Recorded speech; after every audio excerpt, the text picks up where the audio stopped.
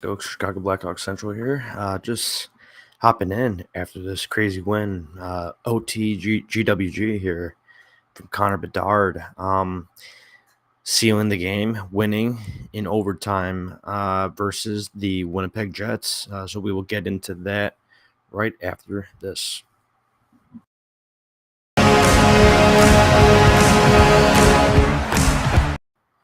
Yeah, so let's get into this game here. On Wednesday night, 8 p.m. puck drop at home in the UC tonight against the Jets.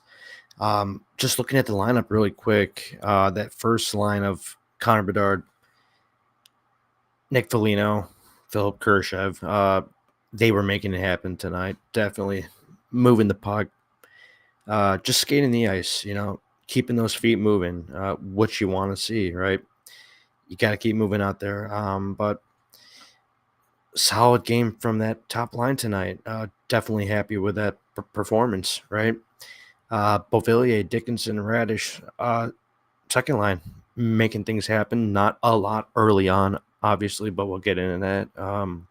Donato, Tyler Johnson, Colin Blackwell, again playing his heart out. I think that's his third or fourth game back now, but he's been playing 110% every single game, and that's what you want to see from our guys. And for Colin Blackwell to be out that long and to see that type of effort every game so far, that's great for him and great for us, right?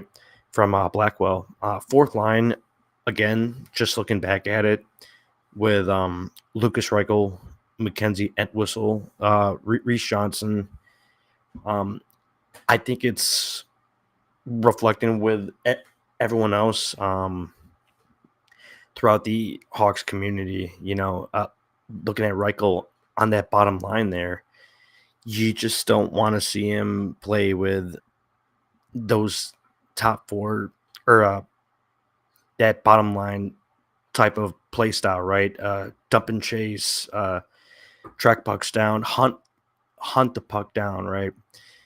You don't see Lucas Reichel really fitting that play style very well, but thought he did have spurts of good performance tonight. I believe this was a season low of 9 minutes of ice time, so that's where you look back at the coaching staff and you're wondering, why is he playing this little of ice time when the season is a rebuilding season, right? Playing your young players, seeing what they could do throughout the lineup, but you got to put them in positions to succeed. And I don't love him on that bottom line, but he did have some flashes with Reese Johnson and Mackenzie Entwistle. But we will see what happens with that. Throughout the game, there's always a line blender, always mixing up the lines. So it definitely will happen throughout the rest of the season. So that's not set in stone at all. But looking at the decor for tonight, Alex Vlasic, Connor Murphy on that first pairing. Alex Vlasic, great to have him back, right? I believe it's his second game back now. So first game after the Christmas break, right? Just great to have him back on that first line. Completely depleted before, right? Crevier, Roos, Philip Roos was in, just depleted decor, and to have Vlasic back on that first pairing, that's great to see for him. Just getting that big ice time, making plays. Believe he made that play in overtime for Bedard there, but great to see him out there. And he's playing very, very good hockey right now. Tenorti Phillips on the second pair. Tenorti, he's a completely fine player as a veteran. Positionally, tough player, has a decent shot, but he is stuck in mud. His skating is not there right at this point. So he's definitely slowing down a bit there on that second pair. But Isaac Phillips thought he made some good plays moving the puck. Um, and the D zone coverage thought it was pretty decent. Obviously, getting trapped in our own zone a few times here for long long spurts, long shifts, right? And you can't have that. But Korchinski, Zaitsev as a third pair. Korch thought he looked good on offense, right? Making plays in the O zone and through the neutral zone, but uh, a few times there, I caught him, that blind back pass or just throwing it to no one, right? Especially when it's going to the other team. The Jets, a few turnovers here and there, but I fully expect it from him. At this point, he just got back from his absence, right, with his dad. But uh, it's nice to have him back in the lineup. Thought he played well. Just a few things that he has to clean up, and obviously we all believe that he will clean up down the line. Right, this is very early on in the season, and it's early in his NHL career. But Peter Mrazek in that tonight, it's awesome to have him fully healthy. Right, and I forgot uh, who covered this topic. It might have been Jay from CHGO, but he mentioned that you just see a different type of effort, a different type of play from the squad when Mrazek is in net, and I I think I did pick up on that also. That they're just playing a little more free with the puck, getting it out of the zone, pushing it up ice. It just seems like they're moving faster when they know that he's in net. Even in like the D zone, just trying to get it out of the zone. They just have more confidence in Mrazek when he's out there, right? When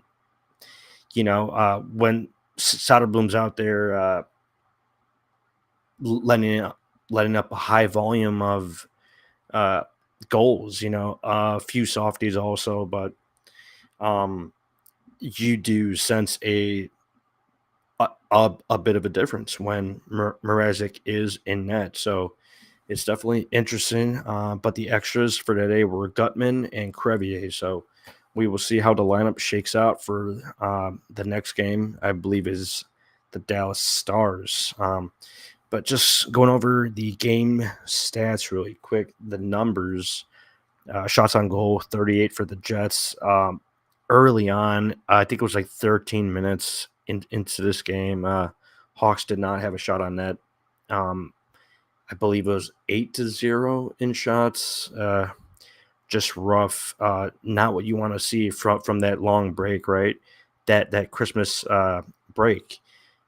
Getting time off and that debacle of a loss. Losing 7-5 there against the Blues, you would think that they would come out firing, right, on all cylinders to start the game, but that was not the case. Hawks finished with 25 shots, so did load up a few more towards the end there. Face-off percentage, 53.6% for the Hawks, so that's what you want to see, right? That mid-50s, that's looking better for tonight. I believe Jason Dickinson was really good at the dot. Let's see if I can find that number on the face-offs. Jason Dickinson, and it does not say his face-off percentage, or maybe it does. 69.6% on face-off, so he was a monster at the dot. That's great to see. His value is skyrocketing right now, but he's one of those players that I think I've covered last week before that you might want to keep around for that depth because he's been excellent this year, and I thought he played pretty well last year in that weird tanking situation. Also, thought he's just a solid centerman. wherever you play him in your lineup. But definitely a guy to look for an extension right soon. But penalty minutes 8 for the Hawks, 4 for the Jets, 23 hits for the Hawks. So just 2 more than the Jets here with 21 block shots, 21 Hawks, 12 Jets, giveaways 11 Hawks, 3 Jets, takeaways 12 Hawks, 14 Jets. But just an interesting game, right? Where the numbers are basically skewed for the Jets. And if you just look at stats and graphs, right, the stat graphs, you would think that the Hawks lost 5-1 tonight, right? And that's where Connor Bedard comes into play because he took over. He went sicko mode. He went Super Saiyan here. What a treat for Christmas, right? Just to have that 2-goal game. And against the Blues, he had the Michigan goal, right? That was awesome, but it comes in that brutal loss. Obviously not his fault, but man, is that sweet. 2 goals tonight against the Jets, and OTGWG, nothing better than an overtime game winner. Like when Pat Foley was on the call, nothing better than his call for that overtime winner. But pretty decent call there by Chris Vossers tonight in overtime. Decent stuff from him. Let's see if I can check the scoring really quick. Let's see where it is. Yeah, so first goal. Bedard, he gets that crazy crease goal, right? Phil Khrushchev, Connor Murphy, in the blue paint, just whacking at the puck. That's about 15 minutes into that first period. Bedard whacks it a few times, tries going between the legs, gets the rebound, whacks it in, makes it 1-0. About 4 minutes into that second period, Morgan Barron, he ties it up. Good shot on a rush, wrist shot, decent shot by him. But weird, a weird shot that finds its way in there with Mrazek. I think it was just one of those slippery pucks that just finds its way through like his armpit there, right? Looks like he covered it up, but it just flutters on past his arm there. Very, very weird goal, soft goal, but it's just a really weird one, right? But that overtime goal, just looking back at it here, Hawks have it in their zone. Alex Vlasic, back left circle, gives it to Bedard, sees some space up the ice, carries it down Main Street, center ice, just snipes it, glove side, top right corner of the net. Connor Hellebuyck, I mean, one of the best goalies in the league, right? Top 5 goalie, I would say. He is awesome in that. And for Connor Bedard, just to pot in 2 goals tonight, OTGWG, awesome stuff. Can't ask too much from Connor tonight. Let's see if I could find his shots on net really quick just to check on his stats. Connor Bedard, 2 shots. Let's see how many shots. He had 5 shots on net. So that is what you want to see. Definitely 2 hits for Connor. And I believe the first hit he had was pretty decent. Got some decent contact there, but throwing his body around a little, and you don't want to see that all the time, but it's nice to see him get engaged like that. Just a lot of heart from Connor, man. It's awesome to see what he's doing this year, right? So I believe it's 32 points in 34 games now. Leading rookies, right? Just awesome stuff for him to do what he's doing with this type of roster, with his line that's always rotating, right? It's just not consistent, but it's amazing seeing him elevate his line mates, right? Making other players better. That's great stuff from him. Uh, Almost 19 minutes of ice time, 18:53, a few penalties here and there, but I believe that was leading the forwards, or maybe not. No, that was uh, third in ice time for forwards under Nick Foligno and Jason Dickinson, right? For the PK, I bet that's why, but great stuff. Yeah, so we will probably see Soderblom in net soon, unless we have a little time. I can check really quick on what that next game is looking like for the Hawks, and I believe it's the Dallas Stars. Um, let's take a look really quick. Next game is something right around here. And I believe we have the Stars back to back. So little weird uh, schedule coming up. Yeah, so the 29th. So that is Friday at 7 p.m. Central Time against the Dallas Stars. We get the Stars on the 31st. So New Year's Eve, that'll be fun. Stars, great team, right? And we will preview that. A little news coming up this week for the show. Little news update, but we will get into that later on throughout the week. Shout out to Adam Gajan on Team Slovakia with Martin Misiak getting me up at 5 a.m. to watch that Slovakia versus Switzerland game. Just keep an eye out for Adam Gajan because he's an absolute monster in net. He is a beast.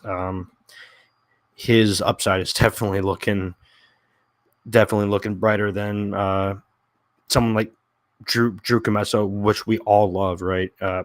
Decent prospect, but Adam Gajan is he is outplaying people at the World Juniors, and that's great to see against quality competition.